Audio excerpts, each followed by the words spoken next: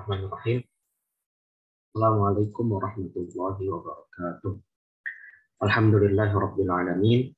Alhamdulillah wassalatu wassalamu ala Rasulillah wa ala alihi wa sahbihi wa man wala.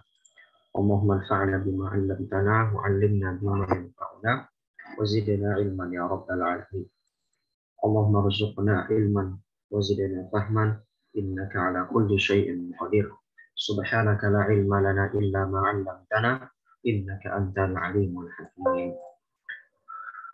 Baik, alhamdulillah kita mulai kembali untuk daurah ilmu fiqh tajwid. Sekarang sudah masuk pertemuan ke-11 dan ini adalah kelas badal ya, untuk mengganti karena kemarin kita ada kendala, sehingga akan saya ulang kembali insya Allah dari awal materi yang kemarin belum dibahas sehingga bisa lebih maksimal ya.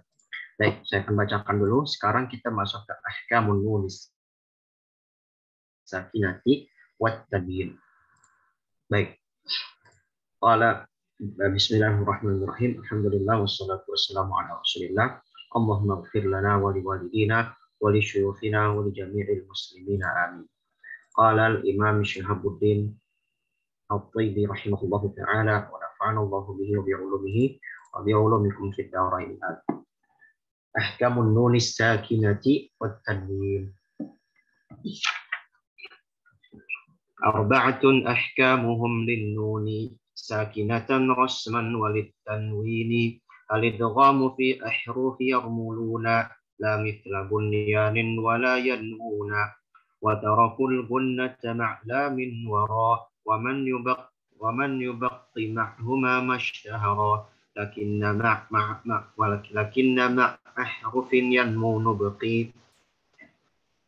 Di situ ahruf ya. Lakinna ma ahruf yanmu nabqi wa adhhiran 'inda hurufil halqi wa tilka sittatun taraha awwala ala huda 'alin hala ghadin khala wa qlibhuma min qabli ba'in mima wa akhfi bil gunnati tilkal mima wa 'inda baqi ahrufil hija'i qad akhfawhuma bi gunnatin kama warad wa awhiril gunnata bittabyini min kulli mimin shuddidat aw nuni ka qawlihim hammun wa ghammun thumma tham lakinna innahunna anhunna fatam. Baik, dijelaskan dulu. Ini pembahasan masalah hukum nunus sakinah wat tanwin, dan insya Allah ini pembahasan yang masyhur dan mudah juga kita ketahui.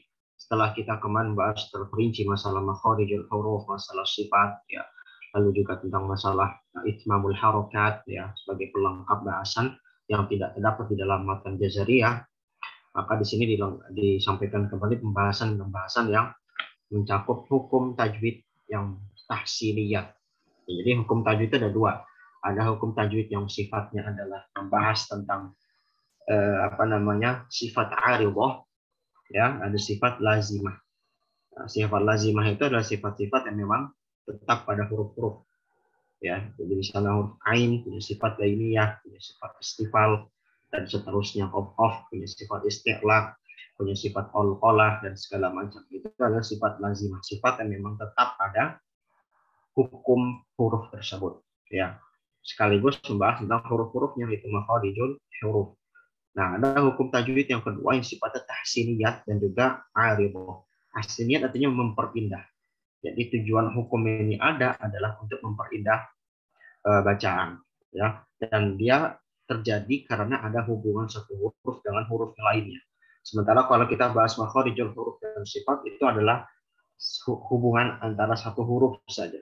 Ketika membahas makhraj huruf qaf, kita hanya membahas bagaimana qaf itu diucapkan, bagaimana qaf itu disempurnakan, bagaimana sifat huruf qaf, di mana letak hurufnya, bagaimana cara pengucapannya benar. Itu kita membahas satu huruf tersebut. Adapun kalau kita membahas nanti pembahasan nun sakinah tanwin, ada mim sakinah, begitu pula kemarin kita sempat singgung masalah mad ya. Yang sebenarnya urutan mad ini kalau di jazariyah di bagian akhir. Tapi di pembahasan matan mufid ini diawalkan daripada pembahasan nun sakinah dan tanwin, nun sakinah dan seterusnya.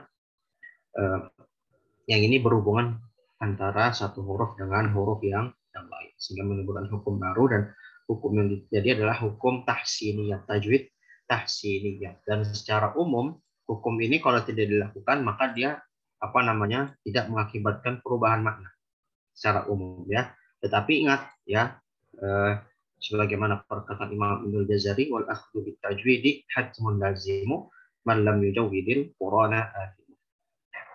Berpegang teguh kepada tajwid itu adalah kewajiban. Barang siapa yang tidak mentajwidkan Quran maka dia akan berdosa. Nah, oleh karenanya para qurra, para ahli qiraat itu sepakat sebenarnya.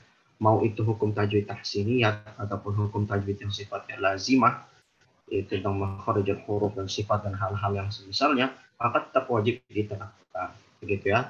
Walaupun memang nanti konsekuensinya berbeda. Kalau makhraj dan sifat huruf terjadi kesalahan maka akan jali, bisa merubah makna dalam masalah sholat. Nanti menurut ahli fikih itu bisa menjadi batal sholat kalau baca di Al-Fatihah. Tapi kalau hukum-hukum tajwid tahsiniyat yang sifatnya memperindah bacaan seperti nun sakinah, tanwin, mad, mim sakinah, hukum idgham dan segala macam, maka ini minimal sekali terjadi pada lahan khafi dan tidak merubah makna. Ala kulli hal, terlepas dari itu kita tetaplah untuk mempelajari ini dan mengamalkannya sebisa mungkin karena Al-Qur'an diturunkan dengan keduanya, baik itu yang tajwid tahsiniyat maupun yang sifatnya lazimah. Tajwid yang memiliki pembahasan makharijul huruf dan sifat lazimah. Oke. Dan ini pembahasan yang mudah, jadi nanti tidak terlalu panjang-panjang, paling hanya sekedar pengulangan dan secara umum ya, karena ini mudah dibahas. Karena ada juga pembahasan khusus ini di Tuhfatul Atfal. Tuhfatul Atfal kita sudah dapatkan pembahasan ahkamun nun sakinah wa tanwin. Oke. Tapi di sini Imam At-Tibi menambah beberapa hal yang sifatnya wawasan. Ya, contoh-contoh dari hukum-hukum ini yang sifatnya wawasan yang itu tidak dari Al-Quran. Baik, kata Imam At-Tibi, arba'atun ahkamuhum linnuni sakinatun rosman walid tanwin. Ada 4 hukum untuk nun sakinah ketemu tanwin. Apa saja? Pertama, idgham kepada lafaz yarmulun. Nah, ini seperti di Tuhfatul Atfal juga ya, tentang masalah idgham. Ini idgham secara umum. Ya, kita belum bahas idgham bi gunnah dan bila gunnah. Tapi idgham bi gunnah dan bila gunnah ini sudah mencakup dari kata yarmulun. Nanti di yarmulun dipecah, ada yang bi gunnah, ada yang bila gunnah. Contohnya apa? Misla bunyanin wala yanmun. Apa? Adalah ya, la misla bunyanin wala yanmun. Nanti kata beliau di sini tidak seperti contoh bunyan dan yanmun.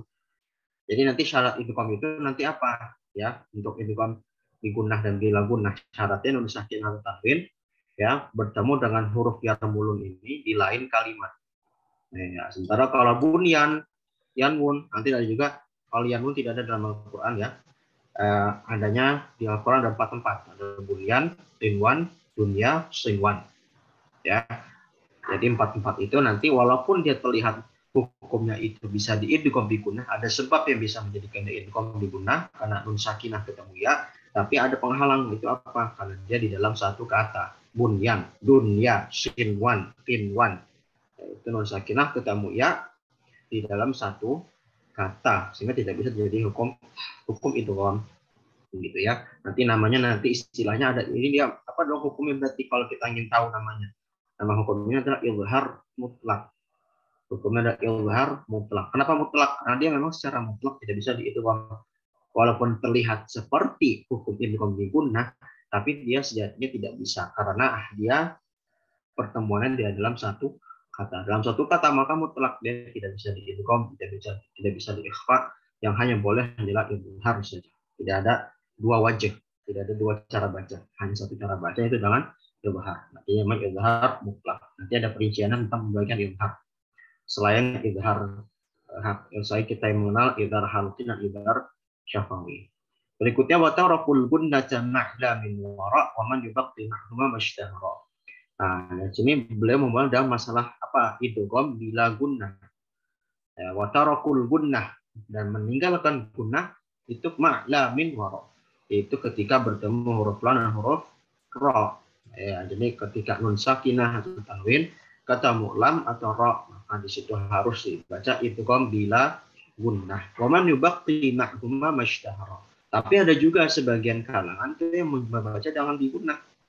Jadi contoh misalnya ada kalimat min rabbihim. Itu nun sakinah ketemu lam. Kalau misalnya nun ketemu lam, itu nun ketemu ro. Kalau nun ketemu lam, contohnya min ladunhu, min ladunhu, ya di surat Al-Kahf, min ladun. Kalau kita dengan bacaan yang umum, jumhur qurra itu berpendapat itu dibaca dengan idgham bila gunnah. Jadi bacanya mir rabbihim min ladunhu. Ya, artinya dia cuma sekedar masuk, ya. Idgham itu definisinya apa sih? Idkhalus syai'i fi syai'i. Secara bahasa memasukkan sesuatu ke dalam sesuatu yang lainnya. Atau dalam definisi istilahnya dia adalah idkhalu harfin sakin ila harfin mutaharrik fayasirani harfan wahida. Memasukkan satu huruf sukun kepada huruf yang berharokat, ya, sehingga dia kesannya menjadi satu huruf yang bertasydid. Walaupun nanti dalam kondisi tertentu ada idgham kabir. Jadi bukan hanya sukun ketemu harokat, tapi harokat ketemu harokat. Nah, gitu ya. Jadi dia memasukkan idkhalu harfain, memasukkan dua huruf sehingga dia menjadi satu kesatuan huruf yang seakan-akan huruf bertasydid. Nah, jadi itu secara umum. Tapi ada, nanti kita akan bahas sedikit ya secara umum saja, tapi ya tidak mendetail karena nanti bahasannya dalam ilmu qiraah, ya, khusus dalam masalah pembahasan thorik. Dalam sebagian qiraah dan sebagian thorik, ya, jalur periwayatan bacaan Al-Quran itu ada membaca dengan idgham bi gunnah. Jadi bacanya mir rabbihim min ladunhu. Jadi dia bukan sekedar idgham, tapi ada gunnahnya, yaitu dipengaruhi dengan masuknya suara atau kuadro suara dari khoisyum, gitu ya. Jadi tidak sekedar mir rabbihim, itu kan mir rabbihim masuk, tapi kalau ini min ladunhu mir rabbihim, itu ada idgham bi gunnah. Dan ini nanti dalam bahasan ilmu qiraah, misalnya dalam pembahasan thorik, ya, dalam bacaan Hafs sendiri ada dalam thorik, misalnya thorik yang ada di thorik Thayyibatun Nasyr, ya, beda sebagian thorik Thayyibatun Nasyr itu ada membaca dengan idgham bila gunnah, ya, idgham bi gunnah dengan ketemu ro, gitu ya. Tapi yang masyhur apa? Itu adalah dengan lam sakinah ketemu lam atau ro, itu dibaca dengan idgham bila gunnah, bukan bi gunnah. Oke. Lakinna ma'ahrufin yanmu nabaqi wa dhahiran inda huruf al-ain. Dari sini aja. Lakinna ma'ahrufin yanmu nabaqi. Seret. Nah, ini bagian bahasanya cukup di sini. Tapi kalau untuk yanmu, nah, apa yanmu? Ya, nun waw, maka itu nanti dibaca dengan apa? Dibaca dengan gunnah. Ya, ini sudah ma'ruf. Ini semua juga sepakat qurra bahwasanya ketika nun sakinah ketemu ya, ketemu nun, ketemu mim, ketemu waw misalnya, min wali wala nasir, man nasya, man yu'minu, dan seterusnya, itu maka dia ada idgham bi gunnah. Oke, masih idgham selesai sampai sini. Berikutnya wa adhiran 'inda hurufil hal, dan juga idharkan ketika ketemu huruf hal. Apa yang diidharkan? Nun sakinah dengan ketemu huruf-huruf hal. Ya, apa saja? Wa tilka sittatun taraha awwala ala huda 'alin khala ghadin khala. Nah, ini maksudnya adalah ada 6, ya, sebagaimana kita ketahui dalam bahasa makharijul huruf, di huruful halq ada 3 bagian, aqsal halqi, wastul halqi, adnal halqi. Yaitu apa saja? Ada hamzah, aha, aha, wa, kha. Hamzah, ha, ain, ha, ghain, kha. Nah, di sini disingkat oleh muallif atau nazim Al-Mautibi rahimahullah dalam satu kalimat. Tapi kata beliau taroha awwala, cukup lihat bagian depannya. Yaitu apa? Ala huda adin khala gharin khala, berarti hamzah, ha, ain, ha, wa, kha. Seperti kalau di Tuhfatul Atfal tentang masalah warabiul ikhfa' indal ba'i mimman bigunatin ma'al ikhfa'i, ya, terus juga ketika menyebutkan masalah apa? Masalah ikhfa apa? Sekitarnya kamda dan syakhsun pada sama dumpoyiban sidqituhon wa ghanimah. Ya, ambilnya hanya bagian depan. Ini adalah cara para ulama atau penulis nazam untuk memudahkan kita menghafal. Itu dibuat susunan kalimat. Begitu pula ketika membahas masih di Tuhfatul Atfal, ya, ketika membahas tentang hukum lam sakinah, ya, ketemu huruf-huruf syamsiyah atau qamariyah. Ya, kalau qamariyah kan ibri hajjaka wa khaf aqimahu. Ya, tapi kalau ini semuanya dapat. Ibri hajjaka wa khaf aqimahu. Ini semuanya dari hamzah, ba, ghain itu memang dihitung sebagai pembahasan alif lam sakinah ketemu huruf-huruf qamariyah, dihitung dengan qamariyah. Yang syamsiyah yang dihitung depannya doang. Taib tsumma sil rahman tafuz dhif dani'am da'su awdhin zur syarifan bil qarar. Ambillah hanya bagian depan saja. Ini juga sama. Alahu da'alin halaqan khalaq. Ini hanya diambil bagian depan saja. Intinya ini membahas masalah izhar halq. Izharul halq. Izhar ketika bertemu huruf-huruf yang mu'akkad. Waqlibhuma min qabli ba'in miman wa akhiril qanati tilkal mimah. Ini bahas masalah aqlibhuma. Maksudnya iklab. Ya, iklab. Nah, jadi iklab ini terjadi ketika nun sakinah ketemu huruf ba. Gitu ya. Oke, itu ma'ruf lah. Wa inda baqi ahrufil hijai qad akhfawhuma bi gunnatin kama warad. Nah, ini juga tadi kata beliau inda baqi ahrufil hijai qad akhfawhuma bi gunnatin kama warad. Ya, ini juga nanti pembahasannya ikhfa hakiki ya. Ikhfa hakiki. Jadi ikhfa hakiki kalau tadi kan pertama idgham, kedua adalah izhar halq, yang ketiga adalah iqlab, yang keempat adalah ikhfa. Ikhfa apa? Ikhfa hakiki.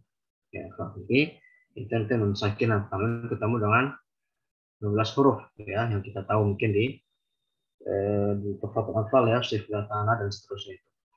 Wadhhiril gunnata bitabyini min kulli mimin syuddidat aw nuni.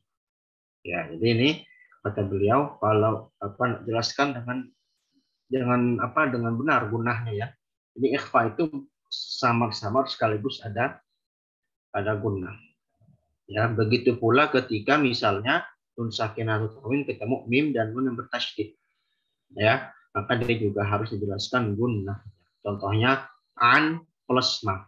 Amma itu jadi hukum ini bi gunnah. Atau misalnya lakum ma kasabetum, ya lakum ma kasabetum, tapi itu nanti maksudnya pembahasan mim sakinah ya, bukan nun sakinah ya. Ala kulli hal seperti itu. Kalau nun sakinah tanwin ketemu mim atau nun, misalnya mim nun sakinah ketemu mim, an plus ma jadi amma, atau mim nun sakinah ketemu nun an nasya, itu mesti dijelaskan gunnahnya. Qaulihim hammun ghammun thumma thamma lakinna innahu anhunna fatamma. Ini contohnya ya. Latihan untuk nanti apa? Untuk non atau mim yang bertasydid. Jelas gunnahnya dan juga tasydid. Baik. Ketika al-idgham. Wa nunu min yasfa'lam. Ini yasin ya, saya lupa. Jadi cara baca ini bukan yasfa'lam. Seharusnya dikasih pemisah ya. Yasin gitu ya. Jadi kata beliau gimana? Al-idgham wa nunu min yasin fa'lam mudgham fil wawi bil khulfi wa nunin wal qalam. Atau wa nunun ya, wa nunun wal qalam. Kadzaka min tasin 'indal mimi fi surataini fastafid ta'limi wa laysa ba'da an-nuni ra'un wa la lam fi kalimatin wa la yajuzu lidgham. Law waqa'a kal wawi wal ya hatma kadza bi anmarin wa yanmu zanma wa nahwiha وفي المحل وجهان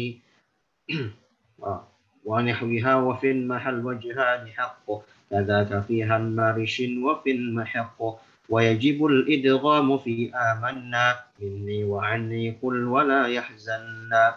Oke. Ini masalah idgham ya, tapi di sini nanti idghamnya masih sebagian yang dibahas. Jadi idgham itu nanti bisa ditinjau dari 4 aspek. Ya, di sini nanti idgham yang dibahas masih secara umum adalah idgham bi gunnah dan bila gunnah. Begitu ya.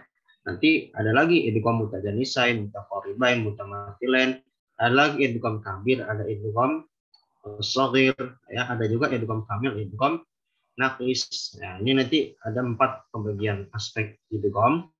Tapi untuk bagian ini nanti minimal hanya idgham gunnah bila gunnah dan kamil dan naqis. Kamil naqis tapi itu secara tersirat ya, tidak secara tersurat di dalam matanya. Nah, di sini beliau hanya merincikan sebagian kata-kata yang itu terjadi rentan kesalahan atau pertanyaan bagi sebagian qari. Contoh misalnya Yasin, ketika kita baca Yasin misalnya, Yasin wal Quran. Ya, maka itu gimana? Ketika kita baca Yasin, apa namanya? Apakah ketika di wasol itu kita apa namanya membaca dengan idgham atau dengan izhar? Ya, misalnya Yasin wal Quran atau Yasin wal Quran kalau di wasol ya. Nah, di sini kata beliau muddagam fil wawi bil khulfi wa nun wal qalam. Kata beliau Yasin dan juga nun wal qalam sama juga kasusnya nun wal qalam. Ini kalau di wasol maka ada dua cara baca. Bisa di idgham, bisa di izhar. Tetapi ini bihasbil qiraah dan bihasbil riwayah wa bihasbil thariq. Sesuai dengan qiraah, riwayah atau thariq. Kalau kita udah pakai bacaan qiraat Asim, riwayat Hafs and Asim dari Thariq Syatibiyah yang umum dipakai di kita, maka Yasin wal Qalam, Yasin wal Quran dan Nun wal Qalam ketika diwasal itu tetap harus diizhar. Tetap harus diizhar. Itu namanya izhar nanti izhar riwayah. Izhar riwayah karena sebab riwayat. Jadi sebabnya apa? Dalam Al-Quran itu ada sebab-sebab yang bisa diulik alasan-alasannya. Ada sebab-sebab yang memang terpaku karena riwayat. Ya artinya memang ya sudah seperti itu. Sami'na wa ata'na. Gitu ya. Memang dari samanya seperti itu. Dalam masalah ini sebenarnya kan kasusnya bisa ya. Yasin ya. Misalnya contoh. Di sini saya bisa apa namanya?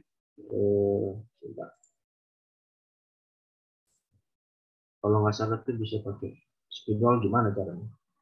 Contoh ya. Misalnya Yasin asalnya kalau kita potong Yasin wal Quran contohnya ya. Ini anggap aja tulisannya bagus ya. Karena pakai spidol zoom jadi kurang bagus. Oke. Asalkan kalau kita baca dari bacaannya Yasin kan seperti ini. Ya kan? Karena kita ingat kemarin kalau kita bahas di pembahasan huruf ya. Ada huruf asliyah, huruf far'iyah dan semisalnya. Ketika kita mengucapkan huruf itu nama asmaul huruf. Mengucapkan nama hurufnya. Jadi kalau Yasin walaupun tulisannya ya sa gitu ya. Sana tulisannya ya sama sa. Maka kita bacanya bukan dengan apa? Bukan hurufnya, tapi namanya. Itu namanya bukan sa, tapi namanya sin. Nah, gitu ya. Jadi kan dibaca Yasin wal Quran. Begitu pula dengan misalnya nun ya. Asalnya walaupun cuma huruf na doang ya, tapi dibacanya dengan nun misalnya wal qalam gitu. Oke. Nah, ini gimana caranya? Ya, caranya gimana bacanya kalau di wasal? Kalau di wasal sebenarnya ada sebab yang bisa dijadikan idgham bi gunnah. Kenapa? Karena di sini ada nun sakinah ya. Ada nun sakinah, ada nun sakinah. Yang satu ketemu waw, yang satu ketemu waw. Sama-sama ketemu waw. Maka sebenarnya bisa saja Yasin wal Quran atau nun wal qalam gitu ya, bisa semua. Tapi kenapa dibaca dengan izhar? Karena riwayat Hafs ya dan juga dari berbagai jalurnya, dari berbagai thariq yang ada itu membaca dengan izhar. Tapi sebagian thariq Hafs ada yang membaca dengan idgham gitu ya. Jadi kata beliau bil khulfi. Artinya kata beliau bil khulfi artinya apa namanya? Eh, apa namanya? Apa namanya itu di apa? Di diperselisihkan bacaan gitu ya, sama-sama bisa diakomodasi. Oke, berikutnya wakadzalika min tosin, ini bukan tos indah ya. Matanya mungkin kurang diperhatikan penulisannya, jadi takutnya nanti kalau nggak konsen kita bisa bacanya salah. Bacanya itu kadzalika min tosin indah, atau dalam sebagian riwayat kadzalika min tosin, ada minnya. Kata kami tosin indal mimi surataini fastafid ta'ini. Begitu pula tosin. Tosin di mana tapi tosin nanti di surat An-Naml. Nah, silakan dicek. Banyak juga pertanyaan kadang-kadang ya. Sebagian qari bertanya tentang bagaimana hukumnya ketika mewasal ayat pertama An-Naml ke ayat keduanya. Tosin tilka ayatul kitab wa Qur'anil mubin. Ya kan? Gimana bacanya? Nah, apakah tosin tilka ayat atau tosin tilka ayat? Yang benar adalah dibaca dengan ikhfa. Kenapa? Karena di situ nun sakinah ketemu ta. Kembali kepada hukum asal. Nah, ini kadang-kadang sebagian kita membaca Fawatihus Suwar, pembuka-pembuka surat, kalau di wasol kadang-kadang agak bingung. Gimana cara baca? Tosim tilka, tosim tilka. Ada lagi misalnya tosim mim tilka atau tosimim tilka. Mimnya di ikhfa. Itu jelas mesti diizhar. Contoh itu di surat Al-Qasas ya, setelah An-Naml. Tosimim tilka. Gitu ya. Ketika diwasil kayak setelahnya, maka dia harus dibaca izhar karena mim sakinah ketika. Begitu pula tosin mimnya sendiri. Kadang orang bacanya masih tosin mim karena mungkin pakai mushaf yang terjemah yang ada ada transliterasinya. Kalau transliterasi jangan disalahkan transliterasinya seperti itu karena memang kaidahnya seperti itu dalam bahasa Indonesia. Tapi kalau bacanya, nah ini harus menyesuaikan dengan bahasa Arab. Bacanya mesti sesuai dengan bahasa Arab atau dengan cara baca dalam ilmu tajwid, gitu ya. Jadi misalnya tosin mim, contoh misalnya saya tulis lagi. Po, asalnya kan begini, kalau kita baca dengan asmaul harfnya, ya, maka dia seperti ini, po, sin, mim, ya kan. Nah, ketika misalnya kita wasol, kan dan nggak mungkin kita wakaf, po, sin, mim, nggak mungkin, ya. Yang asalnya begini kan, dalam Al-Quran di juz 20 ke bawah itu, po, sin, mim, kan begini asalnya. Jangan dibaca po sama, ya. Baca dengan asma'nya, dengan isimnya, dengan namanya. Maka dibaca bagaimana? Dibaca dengan namanya, maka dipotong sin dan mim. Nah, sin ketemu mim, nun sakinah ketemu mim, maka ini jadi hukum idgham bigunnah. Qasim. Atau dinamakan juga mad lazim harfi mutsaqqal karena dia di idgham. Nah, ada di idgham maka dia secara hukum matnya baca 6 karena dia lazim karena dia ketemu huruf yang di idgham dan bertasydid. Ya kan ini kan asalnya jadi bertasydid setelah ini. Gitu ya, seperti itu. Oke, contohnya sudah selesai.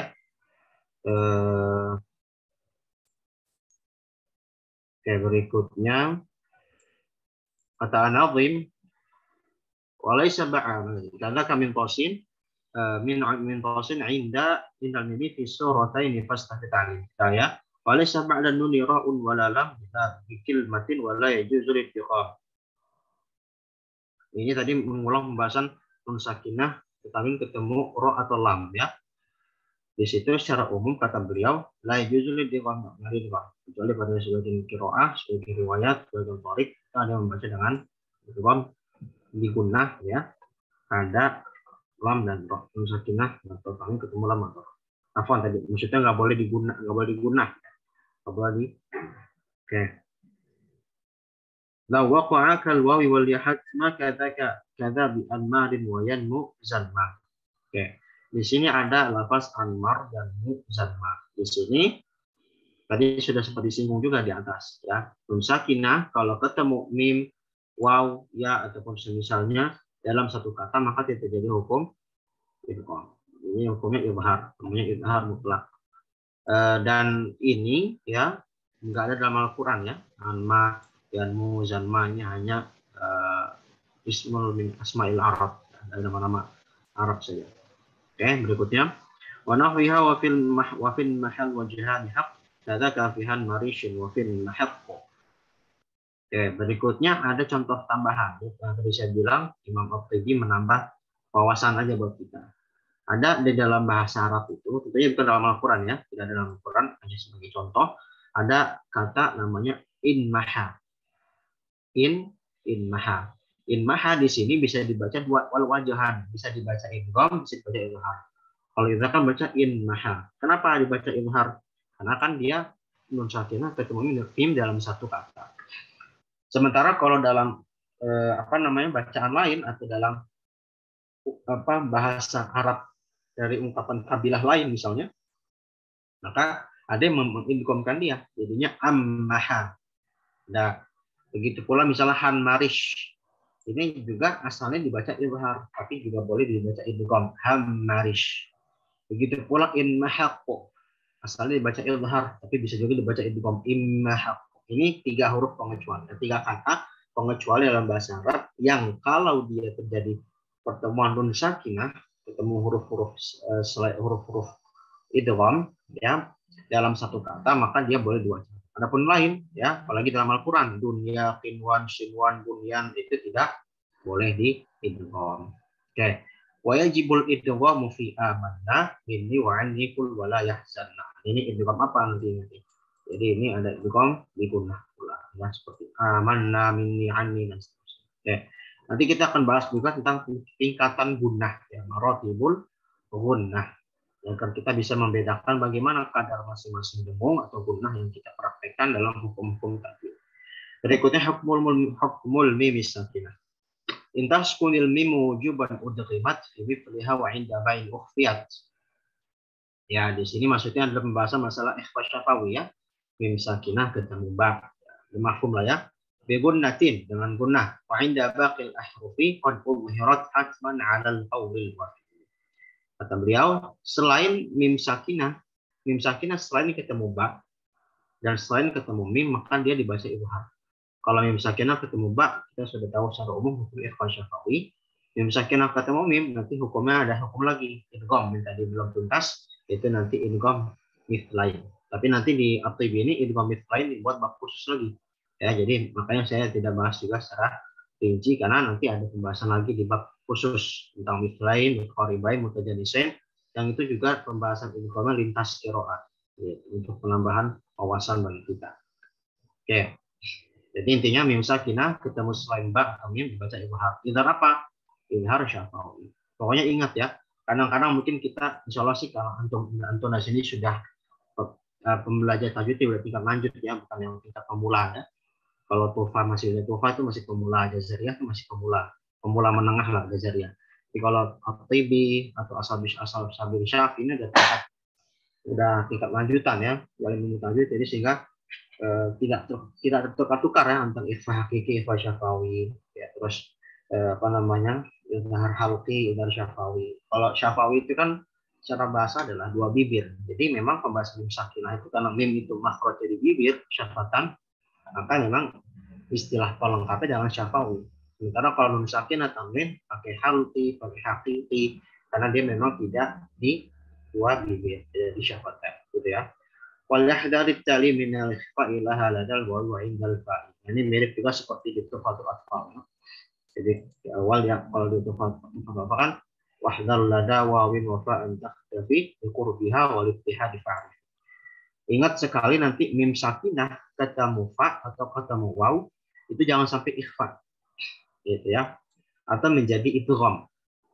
Kenapa? Karena mungkin mim waw dan fa ini nanti huruf-huruf yang sering ya yang sering terjadi ikhfa secara tidak sengaja disebabkan satu kedekatan makhraj mereka. Mim waw fa makhrajnya mainnya di syafatan semua.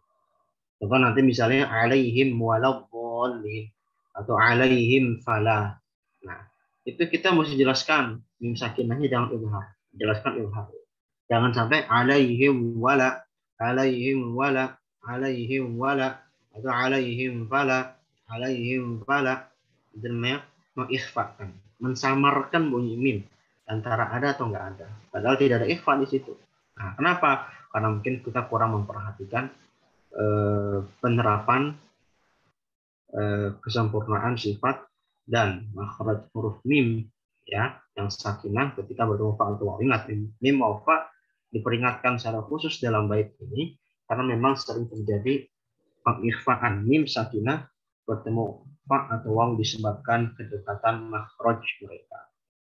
Ya, karena mereka mainnya di syafatan semua. Perbedaannya dari sisi perincian makhrajnya, gitu ya. Secara umum mereka di syafatan dua bibir. Oke, berikutnya adalah huruful mufakhamah. Kita sampai hukum ro ya, insyaallah. Jadi insyaallah akan bisa selesai dalam 2 pertemuan lagi. Al huruful mufakhamah ini misalnya huruf tafkhim. Apa yang masuk huruf tafkhim itu adalah huruf istilah, huruf aku.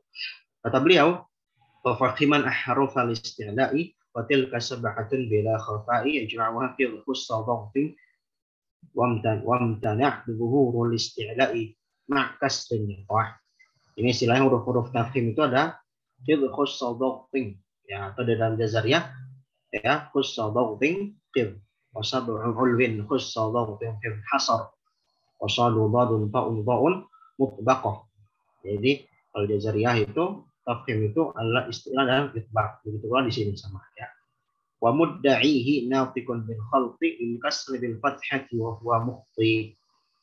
Wa fakhimil mutbaq minha akmala as-sada wa ta'a jima au uhmila. Wa fakhimil lama minal jalalah min ba'di ghairil kasri wal imalah. Wa in tufakhim ba'da ma umila ayadun yakun ladaihim maqbula. Nanti di sini pembahasannya adalah huruf-huruf tafkhim dan tingkatan-tingkatannya. Jadi nanti bagaimana tingkatan marotibut tafkhim. Nah, di sini juga tidak disampaikan di Jazairiyah. Ya, jadi di sini sampaikan bagaimana nanti tingkatan tafkhim. Yaitu ada yang dari apakah tingkatan huruf tafkhim yang dhammah itu lebih tinggi daripada kasrah atau dari fathah atau sebaliknya atau bagaimana? Bagaimana status tafkhim pada huruf-huruf istilah dan itbaq yang sukun. Nah, itu dibahas di sini perinciannya secara khusus di sini ya, secara singkat disampaikan kira-kira seperti itu dan juga masuk pembahasan ismul jalalah. Ya. Saya lebih senang menyebutnya dengan ismul jalalah. Ya. Jadi untuk nama Allah, ya, kalau saya dengar ceramah Syekh Shalih Al-Utsaimin, hafizahullah, ulama Madinah, dia menerangkan dan juga beliau menukil dari pendapat para ahli lughah ya, para ahli bahasa, bahwasanya lebih tepatnya kita menyebutkan nama Allah itu bahasa Arabnya bukan lafzul jalalah, tapi ismul jalalah. Kenapa? Karena ism itu sesuatu yang memiliki makna. Ya, yadullu ala syai'in muayyan. Walam yaqtarin bi zamanin. Itu kalau di syarah Jurumiyah ya. Jadi ism itu menunjukkan pada makna yang tertentu yang jelas, tapi memang nggak terikat dengan. Sementara kalau lafaz itu secara umum global, dia bisa memberikan makna, bisa juga tidak memberikan makna. Itulah bedanya ism dengan lafaz. Sementara Allah kita ketahui Allah itu adalah nama yang agung ya, maknanya Allah itu ya Allah saja tahu, tapi punya makna, gitu kan? Allah punya makna, Allah bukan nama yang sembarangan atau hanya nama yang majhul yang tidak diketahui, tapi dia memiliki makna, memiliki keagungan. Maka untuk sebagai adab ya dan sebagai hal yang lebih diutamakan kita mengucapkan dengan ismul jalalah, bukan lafzul jalalah, gitu ya. Karena ada lafaz itu yang sifatnya nggak dipahami ya, tidak dimengerti. Karena kalau ism ada sesuatu yang dipahami dan memiliki. Ya, itu tambahan faedah yang intermezzo ya. Jadi nanti pembahasannya adalah ismul jalalah. Ya, bagaimana ismul jalalah itu bisa dibaca kafir dan tamakil ya. Jadi lam tepatnya pada lam ismul jalalah. Jadi bisa Allah, misalnya Allahu Akbar itu tafkhim atau Bismillah itu baru tafkhim. Itu insyaallah juga mudah. Nah, terakhir kita akan bahas hukum ra nanti ya. Waraq ra ada kasrin musjala wa zata kasrin falat kasran jala mu'assal fi kalimatir ra wa qala min harfil isti'ra'i ba'du musalla wal khulfu fi firqin li kasr al-qafi wa firqatin fakhim bila khilafi wa fi sukun al-waqfi rabbin bin talat kasratan aw humalan aw ya'an sakanat wa la yadurru al-faslu baina al-kasri wa ra bi sakin ka'in al-qitri wa rumuha ka hal al-ittisali wa la tukarrirha bi kulli hali kama khalat min mujib at-tartiqi fa hukmuha tafkhim bit tahqiq. Oke, ini secara umum nanti hukum ra itu ada tafkhim, ada tartiq, ada wajahan. Tafkhim lebih tebal, tartiq lebih tipis, dan wajahan dua cara baca. Jadi gimana kaidahnya? Nah, kita akan beralih ya ke PPT ya, biar lebih jelas. Oke, tadi kita sudah membahas ahkamun nun sakinah wa tanwin ya. Secara umum tadi sudah saya singgung ya, jadi tak perlu saya ulangi lagi ya. Jadi kita sudah tahu maknanya secara halqi ya, huruf-hurufnya idgham bi gunnah dan bila gunnah ya. Saya rasa sudah kita ketahui bersama, sehingga tidak perlu saya ulangi secara detail ya. Begitu pula iqlab, ifaqi. Jadi ingat saja ya, soal ingat dimanapun itu baik di Kufah, Jazairiyah, Syafi'i, dan Mufid tajwid, bahkan kitab-kitab tajwid yang lebih detail ya, pasti membagi hukum nun sakinah itu pada 4 ini ya, pada itu halqi, pada itu kombinasi bila guna, pada iqlab dan ifah itu gitu ya. Oke, nah tapi di sini ada tambahan ya. Nah, ini yang mungkin tambahan yang saya akan jelaskan atau perincikan. Jadi idgham dan izhar itu ada ragamnya selain yang kita mungkin ketahui. Dari izhar dulu ya. Selama ini kita hanya tahu izhar itu hanya dua, izhar syafawi dan izhar halqi, ya, yang tadi kita singgung.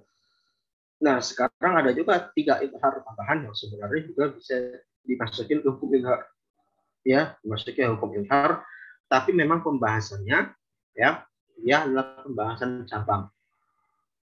cabang yang berada di antara pembahasan nun sakinah atau tanwin atau pembahasan mim sakinah, gitu ya. Apa contohnya? Contohnya izhar riwayah. Izhar riwayah tadi contohnya kita sudah sampaikan, ya. Yasin wal Quran, nun wal qalam. Itu contohnya hanya itu saja. Ya, jadi contohnya ya itu saja. Dibaca izhar karena dalam bacaan harf torik syafi'iyah itu membaca dengan izhar, walaupun ada sebab yang bisa menjadikan dia izhar. Gitu ya, dibaca dengan izhar. Kalau di wasol, katakanlah kalau di wasol. Kalau di wakaf ya kelas jelas, ya, harus dibaca izhar pula. Yang dibahas itu ketika wasol saja. Ya, jadi yasin wal Quran atau nun wal qalam itu namanya izhar. Izharnya tapi izhar riwayah, gitu ya. Berikutnya izhar wajib. Izhar wajib ini maksudnya mim sakinah atau bukan mim sakinah, mim berharokat atau non berharokat, dia disukunkan sukun arif, ya, karena sebab waqaf. Maka dia tetap dia dibaca izhar, ya. Contohnya iyyaka na'budu wa iyyaka nasta'in. Nah, nasta'in. Itu dia dibaca jelas, dibaca izhar karena memang dia ketika sukun maka wajib izhar. Namanya izhar wajib.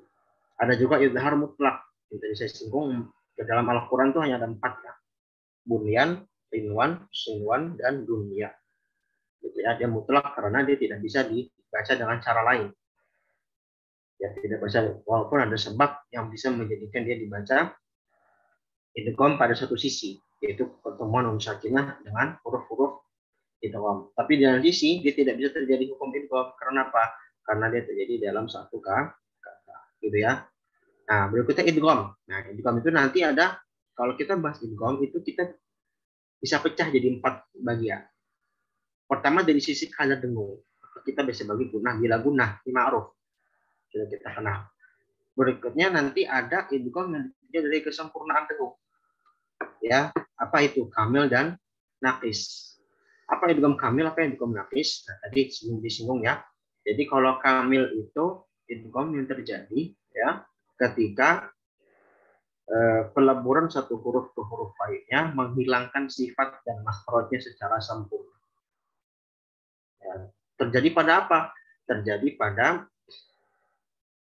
pada nun, mim, nun dan mim, ya. Begitu pula pada ya, nun, mim, ya. Jadi yarmulun itu nun, mim, ya. Ketika dia diidgham kamil dia. Kenapa? Karena diidgham dia sifat nun sakinahnya hilang secara utuh. Contoh misalnya nun ya, apa namanya? Contohnya nun katamu ya, misalnya. Man yu'minu, nay yu'minu, ya. Di situ terjadi peleburan yang sempurna, hilangnya makhraj dan sifat huruf tersebut. Sementara kalau untuk naqis kebalikan nanti lam dan ro, ya. Untuk lam dan ro. Untuk lam dan ro, ya. Untuk lam dan ro itu dia dinamakan naqis. Kenapa? Kebalikan dari kamil. Jadi dia peleburan satu huruf ke huruf lainnya yang masih menyisakan sebagian sifat. Menyisakan sebagian sifat. Begitu, ya. Oke. Nah, saya koreksi, ya. Jadi kalau idgham yang kamil, yang naqis dulu. Yang naqis itu 2 huruf, ya, waw dan ya saja. Waw dan ya yang masih menyisakan sebagian sifatnya dan tidak ada tanda tasydid. Jadi kalau kita lihat di mushaf misalnya, contohnya min waliyin, itu kalau di idgham tidak ada tanda gunnah. Kenapa? Karena dia idgham naqis. karena dia masih menyisakan sebagian sifat. Yaitu sifat apa? Sifat dari nun sakinah. Contoh misalnya miwali wala nasir, atau nun ketemu ya, faman ya'mal, ya. Kalau kamil berarti selain wawan ya, itu ada apa? Ada nun, ada waw, ya, ada nun, ada ya, ada ro, ada lam, ya seperti itu. Contohnya misalnya nun ketemu nun, walan nusyrik, ya. Atau misalnya ketemu mim, malin, atau misalnya ketemu ro, mirrobbika. Ya, di situ berarti telah terjadi proses yang sempurna. Hilang sudah sifat dari nun sakinahnya. Gitu ya. Kenapa? Karena dia sudah melebur secara sempurna kepada huruf sakinah. Kalau nafis tadi masih ada sebagian sifat dari nun sakinahnya. Itu gunanya masih terlihat. Nah, terus kalau mim, pertanyaannya misalnya mim dan nun, kalau mim dan nun, misalnya nun ketemu nun atau nun ketemu mim, kan dia sama-sama masih ada gunahnya. Jawabannya karena mim dan nun itu huruf gunah. Gitu ya. Jadi mesti dibedakan antara nun yang sakinah dengan nun yang berharokat atau mim berharokat.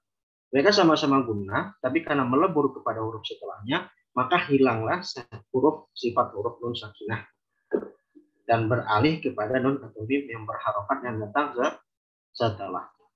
Gitu ya. Begitupun dengan lam dan ro. Lam dan ro jelas ya ketika diidgham tanpa gunah, ya, maka dia dinamakan idgham kamil. Gitu ya. Jadi kesimpulannya kamil tadi hurufnya apa saja? Wa, bukan wa. Nun, ya, nun, mim, lam, ro. Habis itu apa? Habis itu sisanya. Itu waw dan ya. Ya. Oke. Berikutnya nanti ada idgham. Ada idgham yang ditinjau dari hubungan makhraj dan sifat huruf. Itu ada mutamathilan, mutaqariban, mutajanisan. Tapi ini nanti di pertemuan berikutnya karena apa namanya? Perinciannya di bab khususnya. Karena nanti dibahas dari sisi perspektif qiraat lain juga. Berikutnya ada shogir kabir. Ini juga sama, ini shogir kabir. Jadi hubungan huruf sukun dan harokat. Tadi saya singgung idgham itu secara umum pertemuan antara huruf sukun dengan berharokat di lain kata.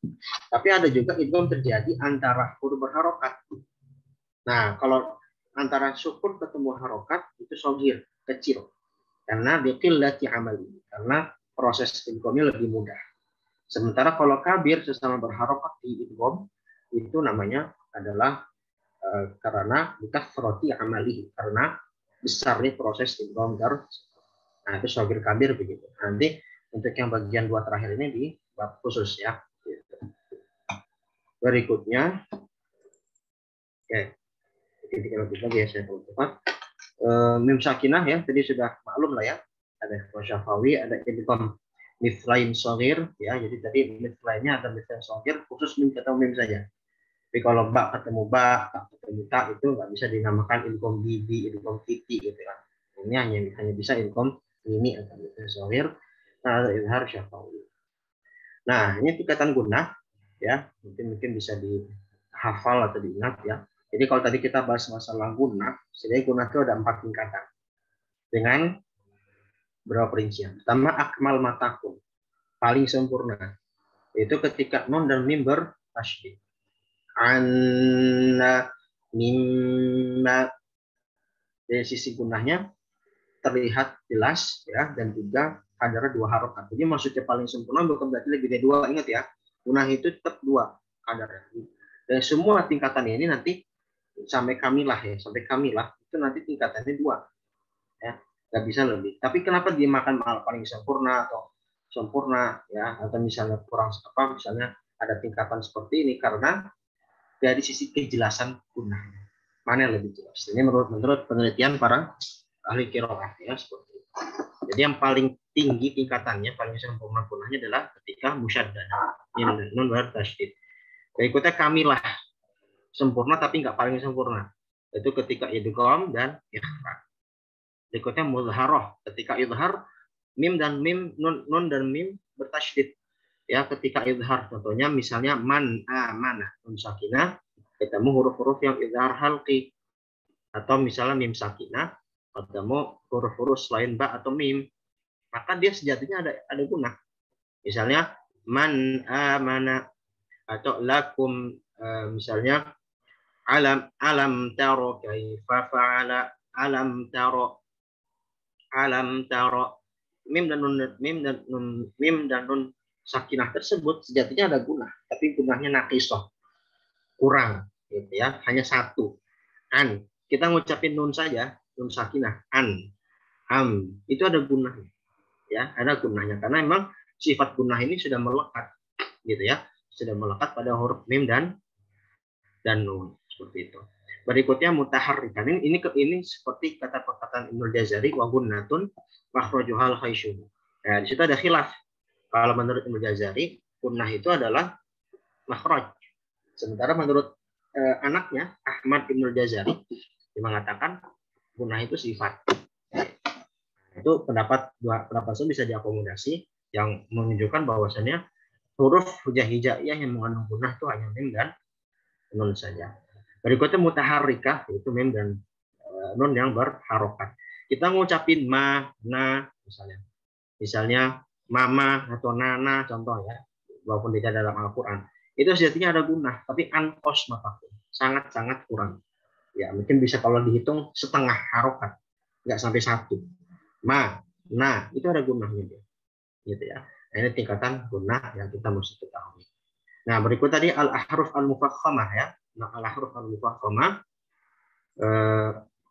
jadi kita mesti ketahui ada huruf yang paling tinggi pokoknya tafkhim, istiqlaq sekaligus itbaq. Qadha, shad, bo ya, sebagaimana perkataan Al-Jazari, wa shadun bodun ta udhaun mutbaqah. Nah, itu ya. Begitu pula nanti tingkatan berikutnya yang dia istiqlaq tapi dia enggak itbaq. Itu apa? Kha, ghain sama qaf. Nah, tingkatan berikutnya nanti adalah ketika ada huruf yang bisa dibaca tafkhim, tapi di sisi bisa juga dibaca tarqiq. Contohnya apa? Alif, lam, dan ro. Nah, alif itu kita sudah bahas di awalnya alif ya, bagaimana hakikat alif itu aslinya dia itu tarqiq dibacanya. Dia muraqqaqah, tapi dia bisa dibaca tafkhim ketika dia dahulu huruf tafkhim. Contohnya misalnya walabolin. Kita lihat bo, setelahnya ada alif. Apakah alif itu dibaca dengan tarqiq atau dibaca dengan tafkhim? Jadi dengan tafkhim. Alif itu menjadi alif al-mufakhamah. Ya, sebagaimana kita kemarin singgung di huruf far'iyah. Jadi huruf alif tapi tafkhim gitu. Padahal aslinya dia tarqiq. Begitu dengan lam dan ro. Lam di sini nanti secara khusus kalau dalam bacaan Hafs itu hanya ada di lam ismul jalalah. Ya, berbeda nanti dalam riwayat Warsh itu lamnya bisa pada lafaz-lafaz tertentu ya, seperti as-soroh, dan segala macam dia bisa dibaca dengan tafkhim, bahkan bukan tafkhim, bisa taghlib. Ya, sangat tebal, baca sangat tebal. Gitu. Ini tingkatannya. Oke. Dari tingkatan tafkhim itu nanti ada dua mazhab. Ada dua mazhab. Jadi disinggung. Ada mazhabnya pertama Ibnu Tahan Al-Andalusi, Al-Ishbili. Ini ulama qiraah yang dasar dari Andalusia, sekarang Spanyol. Ishbili itu dari Ishbilia itu sekarang Sevilla. Jadi uniknya, sedikit saya sampaikan faidah tambahan ya. Ulama-ulama qiraah dan tajwid itu banyak dari Spanyol dulu, Andalusia. Contoh Abu Amr Ad-Dani. Ad-Dani itu dari Al-Andalusi, dari Andalusia. Jadi saya lupa kotanya apa. Berikutnya ada Imam Syatibi. Ya, Syatibi itu nisbat kepada Syatibah. Syatibah itu sekarang namanya Sativa. Kalau antum cari di Google, contohnya Sativa. Itu kota di Spanyol sekarang. Kota di Spanyol yang memang sekarang sudah menjadi kota yang orang kafir ya, bukan orang-orang Muslim lagi. Tapi situ Sativa. Syatibi itu nisbat kepada Sativa di kota di Spanyol. Berikut juga Al-Ibnu Tahan. Tahan ini nisbatnya nanti Al-Ishbili. Ishbili itu Sevilla. Jadi menariknya ulama-ulama tajwid dan qiraat itu dulu banyak datang dari daerah Andalusia, selain tentunya dari Mesir dan Syam yang kita ketahui gitu ya. Oke, sedikit intermezzo. Oke, di dalam tingkat tafkhim, Ibnu Tahan ada 3. Ya. Jadi tadi ingat ya, yang huruf-huruf tafkhim itu hanya huruf istilah dan itbaq. Tafkhim di sini huruf. Jadi huruf itu ada Ada tafkhim dari sisi harokat, ada tafkhim dari sisi huruf. Nah, ini yang bahas itu sisi huruf. Harokat itu nanti mengikuti. Ya, kalau dia hurufnya juga tafkhim. Kalau Ibnu Tohan mengatakan tingkatan pertama, ya huruf yang tafkhim itu yang paling tebal itu ketika dia fathah. Misalnya polaba, ya polab misalnya. Ketika fathah maka itu dia paling tebal tingkatan tafkhim. Yang kedua ketika berharokat dhammah, yaqulu, ya. Yang ketiga ketika kasrah as-siyam. Jadi fathah dhammah kasrah itu Ibnu Tohan. Nah, menurut Ibnu Jazari, ya dua-duanya bisa dipakai sebenarnya. Tapi kalau kita mau merujuk mana yang lebih didahulukan, Ibnu Jazari, karena Ibnu Jazari kita ketahui beliau sebagai muhakkik, ya, dan Syekhul Qurra, ya, sebagai apa lagi? Hujjatul Qurra. Jadi beliau itu pendapat beliau itu memang menjadi hujjah bagi para qiraah yang datang setelahnya. Karena beliau mengakomodasi semua pendapat ulama qiraah yang terdahulu. Nah, Ibnu Jazari merinci. Tidak hanya sekedar fathah, tapi fathahnya setelah alif. Nah, kalau fathahnya setelah alif itu paling tingkatan tafkhim lebih tinggi. Al-Zalimun. Nah, berikutnya setelah alif. Jadi kalau setelah alif tingkatan kedua. Jadi beliau membedakan antara setelah alif dan selain alif. Gitu ya. Ghafara. Berikutnya yang dhammah, ya. Berikutnya yang sukun. Nah, di sini perbedaannya. Jadi Ibnu Tohan nggak masukin kategori sukun, ya. Tapi Ibnu Jazari masuknya kategori sukun. Jadi huruf isti'la atau itbaq ketika sukun pun itu masih dianggap tafkhim, tapi memang tingkatannya rendah, nomor 4 menurut Ibnul Jazari. Berikutnya harokat kasrah ketika kasrah, contohnya qiyamah. Jadi perbedaannya antara Ibnul Jazari dan Ibnu Tohan itu pada nomor 2 dan nomor 4. Ya. Ibnu Jazari membedakan fathah bagi 2 lalu menambahkan sukun. Oke, berikutnya terakhir hukum ro. Nah, tadi hukum ro. Nah, hukum ro ini kompleks, ya. Jadi kita lihat ro itu ada yang dibaca tafkhim, ada yang dibaca tarqiq, ada yang dibaca wajahan. Wajahan itu wajah itu cara baca, ya. Jadi mesti dibedakan, wajah itu adalah cara baca. Kalau wajahan berarti 2 cara baca. Nah, tafkhim ya kita lihat, tafkhim itu paling banyak kaidahnya, ya. Kalau fathah, kalau dhammah, kalau ro sukun sebelumnya fathah, ro sukun sebelumnya dhammah, ro sukun sebelumnya fathah, ro sukun sebelumnya dhammah, ro sukun sebelumnya kasroh aridhah, ro sukun sebelumnya kasroh setelah huruf isti'la selain harokat kasroh. Umumnya kalau kita mau hafalnya mudah, kalau ro dhammah dan ro fathah itu pasti dia tafkhim secara umum. Baik itu dia ro-nya yang berharokat dhammah atau fathah atau didahului oleh huruf sebelumnya yang dhammah atau fathah. Itu pertama. Cara umum. Yang kedua, ada pengkhususan ketika misalnya kasroh. Tapi kasroh aridhah. Kasroh aridhah itu apa sih? Kasroh yang terjadi pada fi'il amr. Jadi asalnya dia kasrohnya itu hanya sebagai menyesuaikan kata ketiga dari fi'il amr. Contoh irji'u di surat Al-Fajr, ya, irji'i. Irji'i ila rabbiki radiyatan mardiyah. Di situ asalnya kan dalam bahasa Arab tasrifannya roja'a yarji'u. Ya kan? Roja'a yarji'u. Lalu gimana amrnya? Irji'. Nah, di situ kenapa ada ingat ya di sini hamzah wasol, ya. Hamzah wasolnya di sini dibaca dengan kasroh karena dia menyesuaikan kata ketiganya, dia kasroh, jim itu kasroh, maka dia ikut kasroh. Maka dinamakan kasroh aridhah. Karena dia bukan kasroh asli, maka dia ro-nya tetap dibaca tafkhim. Kalau dia sebelumnya kasroh asli, maka dibaca tarqiq, gitu ya. Nah, itu cara mudah hafal. Jadi ada 8 kaidah nih untuk yang tafkhim. Nah, tarqiq kebalikannya aja, ya. Cuman tarqiq nanti perbedaannya adalah di mana? Perbedaannya nih antara yang Oh enggak. Itu nanti di wajahan, ya. Jadi kalau tarqiq kebalikan saja, kasroh, ya, selama dia kasroh ro-nya atau sebelumnya kasroh pasti itu dibaca dengan tarqiq, begitu ya. Nah, pengecualiannya paling nomor 8, ya. Kalau dari tarqiq nomor 8, kalau tarqiq nomor 2. Jadi tadi kan kalau ketemu huruf isti'la. Kalau ketemu huruf isti'la yang bukan istilah yang kasroh, maka dia dibaca dengan tafkhim kan. Qirqas, ya, mirsad, inna rabbaka labil mirsad.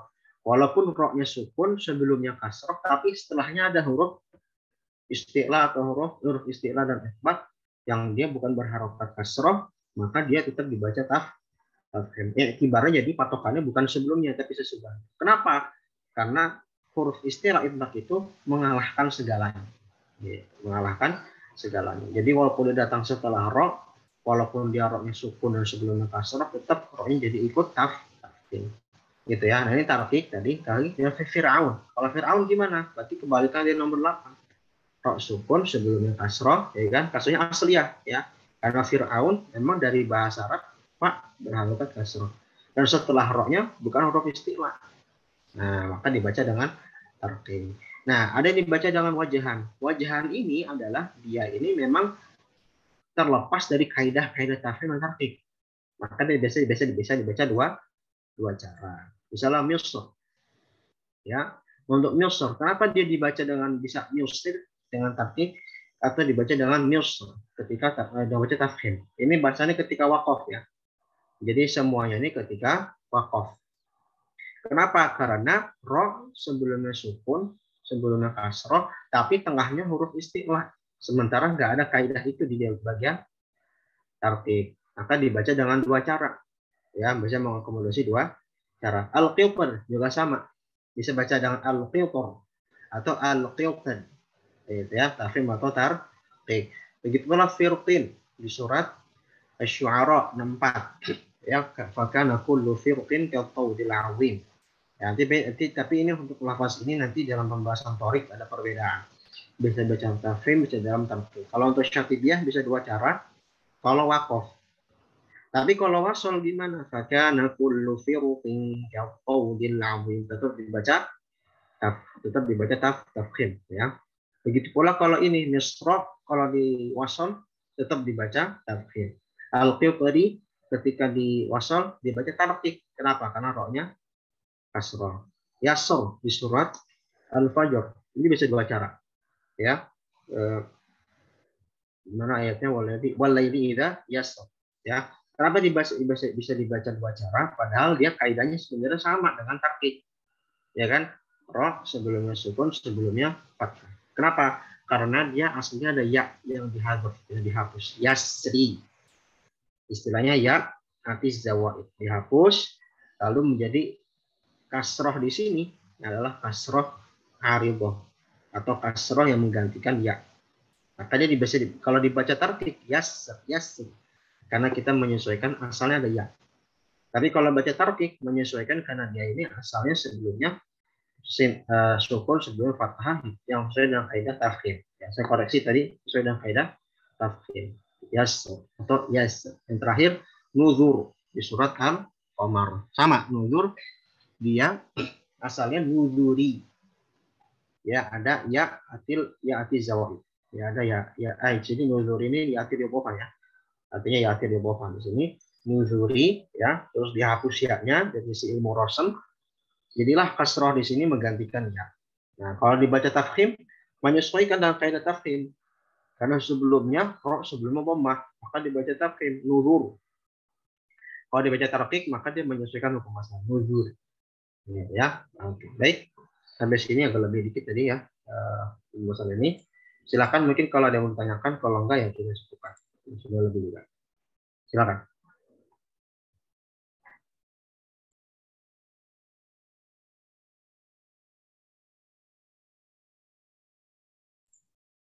Ada yang ditanyakan?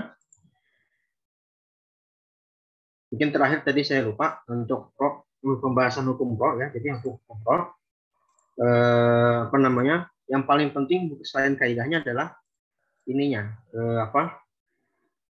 prakteknya ya. Jadi sebagian kita terkadang baca ro tafkhim dibaca tarkik. Ro tarkik dibaca tafkhim. Contoh misalnya innallaha ala kulli syai'in qadir. Itu saya sering sekali kadang dengar orang baca seperti itu. Karena baca qadir. Padahal di situ kaidahnya kan tarkik. Mudahnya tafkhim tarkik ini kalau tarkik ro itu posisi seperti ro kasroh ya seperti misalnya kita ngucapin Karim, Fir'aun, posisinya pipih ya. Roknya posisinya pipih. Id, gitu ya. Id, al-zikir, al-maqabir. Nah, yang paling sering terjadi itu kalau rok sukun di akhir kalimat atau di akhir ayat itu kadang-kadang kalau nggak disempurnakan kepipihan dan ditafhim ya. Qadiru, tasiru. Nah, ini kurang tepat. Begitulah tafhim ya. Ketika misalnya ketika tafhim, ketika sukun jangan dibaca tartik wal asr, atau misalnya qirqas, itu kurang tafhim, kurang disempurnakan sifat tafhimnya. Kalau orang tafhim posisinya seperti dhammah itu seperti kasrah ya, harokat roh ketika kasrah atau ketika fathah atau ketika dhammah, ketika fathah ataupun ketika dhammah. Sebenarnya kalau tarkik seperti kasrah. Yang paling sering itu terjadi kesalahan di tarkik. Ya, kalau tafhim rata-rata benar. Yang paling penyebab itu. Di tarkik itu jangan sampai roknya nggak pipih. Gitu ya, baik itu sukun atau dia berharokat. Oke. Assalamualaikum Ustaz. Ya, silakan kalau ada. Ya, boleh. Assalamualaikum Ustaz. Wah, ya silakan. Ya, ada istilahnya ro yang bisa dibaca tebal dan tipis itu yang ro bagaimana atau sesuai dengan keadaan. Terus untuk yang bacaan ro yang tarkit itu setipis apa ya Ustadz ya getarannya?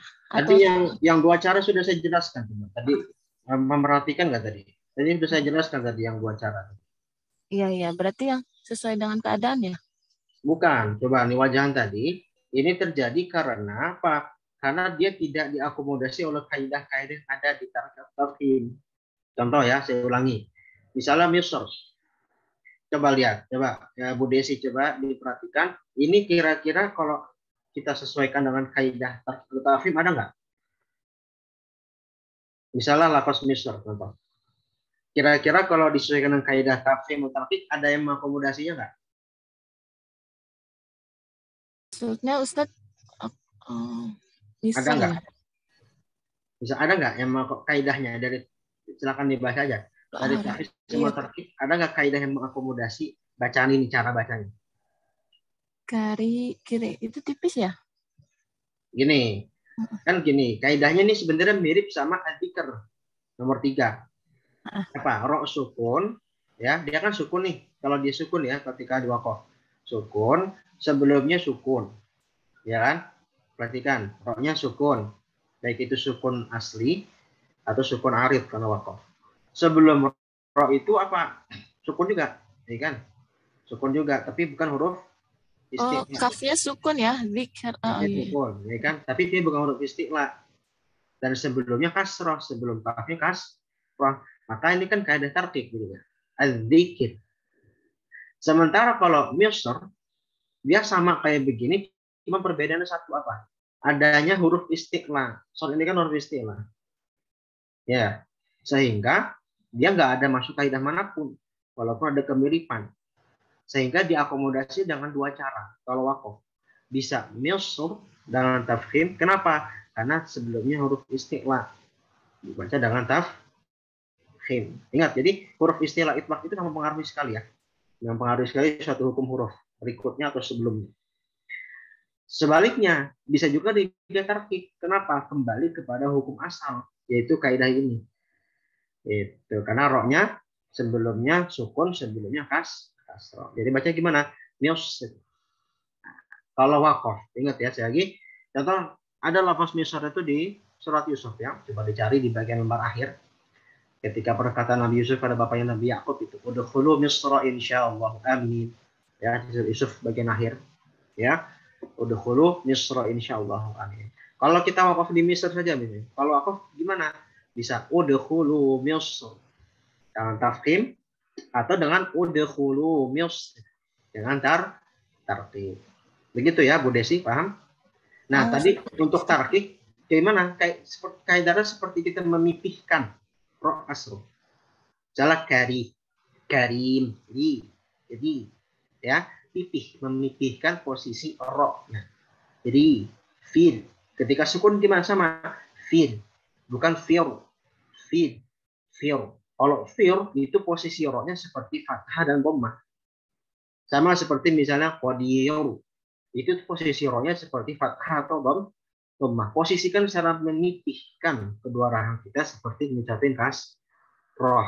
Jadi qadir, basir, al-maqabir, bukan qadir, maqabir. Itu posisi roknya yang salah karena dia posisinya masih seperti fathah ataupun dhammah. Begitu Ibu Desi, paham? Insya Allah paham, Ustaz. Ya, gitu ya. Baik. Ya, ada lagi? Kalau tidak ada, kita cukupkan. Ada Ustaz sebentar. Ya, silakan. Maaf Ustaz. Itu saya tadi yang untuk idhar wajib sama idhar mutlak. Itu kan biasanya kan di sini ada idhar wajib itu nun sukun atau tanwin itu ya. Itu ad-dunya, bunyanun. Tadi di sini idhar masuknya idhar mutlak. Itu saya belum paham Ustaz.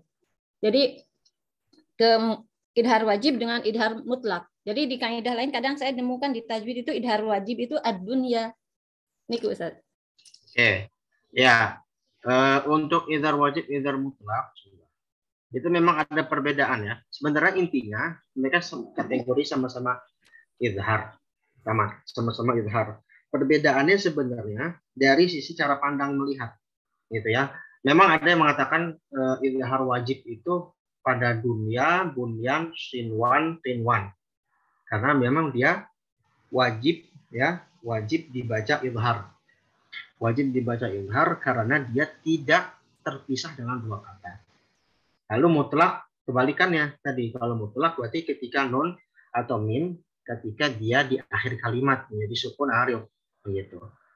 Kenapa? Karena dia mutlak tidak bisa ada hukum lain yang mengakomodasi bacaan tersebut. Contoh misalnya tadi misalnya nun di akhir ayat. Iyyaka nasta'in. Ini kan nasta'in nggak bisa kita membaca idgham. Gimana bisa dibaca idgham? Nasta'in idgham kepada siapa? Nggak bisa juga dibaca ikhfa. Nggak bisa juga dibaca iqlab. Itu hanya idhar saja. Gitu ya. Nah, tapi yang seperti saya cek lagi ya. Antara wajib dan mutlak itu sebenarnya sama. Intinya mereka itu ada sebab idgham. Ya, ada sebab idgham, tetapi mereka terhalangi oleh kaidah lain.